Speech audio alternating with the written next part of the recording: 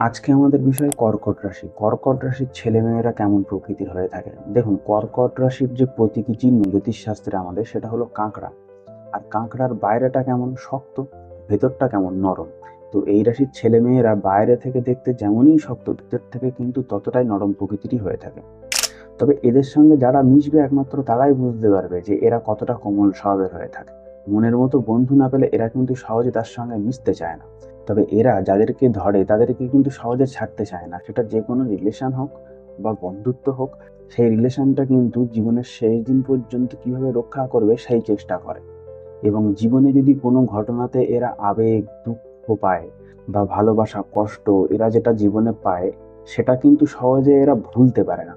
এরা সেই জিনিসটাকে আঁকড়ে ধরে রাখে, মনে রাখে, মনের মধ্যে রেখে দিতে পছন্দ করে। তবে এটা ভালো, কারণ এই থেকে এরা শিক্ষা নিতে পারে। সেই কারণে অনেক সময় মানসিক সমস্যা আসতে পারে, একটুতেই ভালো লাগছে না এরকম বিষয় এসে যায় মাঝে মধ্যে জীবনে। দেখুন, এই রাশির লর্ডকে, এই ক্যান্সার রাশির লর্ড হলো চন্দ্র।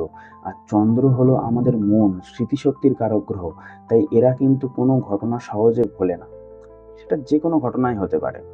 দেখুন, বয়স হয়ে গেছে 30-35, কিন্তু ছোটবেলা 4 বছর 5 বছরের ঘটনা মনে আছে এমনও অনেক ব্যক্তি আছে। এদের স্মৃতিশক্তি হয় খুবই প্রখর।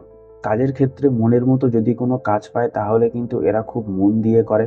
আর মনের মতো কাজ না পেলে কিন্তু একটু কুঁড়েমি, অলসতা প্রভৃতি গ্রাস করে। প্রথমেই বললাম, রাশির লর্ড চন্দ্র হয়, এদের মধ্যে একটু ইমোশনাল সেন্টিমেন্ট লক্ষ্য করা যায়। তবে বয়স বাড়ার সাথে সাথে কিন্তু এরা এটা ওভারকাম করতে পারে। এরা কিন্তু সহজেই অন্যের চরিত্র বুঝে ফেলে। তার সামনে যে মানুষটা রয়েছে সে কেমন প্রকৃতির মানুষ, কেমন নেচারের মানুষ, এটা কিন্তু সহজেই অধ্যয়ন করে ফেলতে পারে। এটা কিন্তু এদের একটা ট্যালেন্ট বলতে পারেন। এরা যেমন খুব সহজে রেগে যায়, খুব তাড়াতাড়ি কিন্তু আবার রাগ কমেও যায় এদের। ক্ষেত্র বিশেষে প্রয়োজন অনুযায়ী এদের মানসিক সাহস দেখতে লক্ষ্য করা যায়।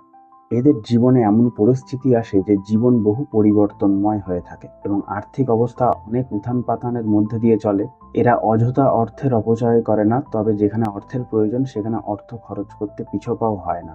এদের মধ্যে দেখুন, একটা নেগেটিভ দিক কি আছে, যখন কোনো কাজ করছে, কাজ করতে করতে কাজটা পুরো শেষ না করে একটু ফেলে রাখা, পরে করছি, এই করতে করতে যখন সে ফেলে রাখা কাজগুলো একসঙ্গে জমে যায় না, তখন গিয়ে কিন্তু প্রবলেম হয়। তো একটু অলসতা লক্ষ্য করা যায়, সেটাকে কিন্তু কাটিয়ে উঠতে পারলে এদের পক্ষে খুবই ভালো। আর কর্কট রাশির ছেলেমেয়েরা কিন্তু খুব সৎ হয় এবং দায়িত্বশীল প্রকৃতির হয়। নিজের প্রচার নিজে কখনোই করে না।